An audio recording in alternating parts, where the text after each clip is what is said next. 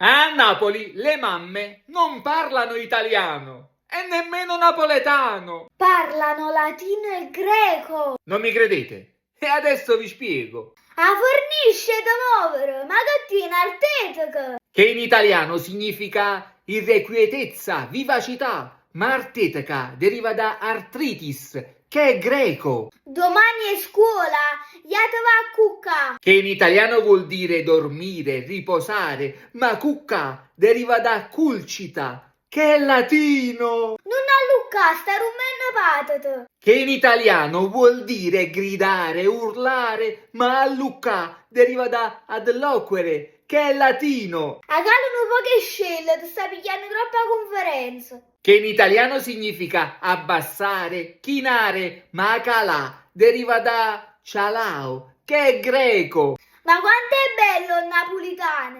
E che tu dica fa?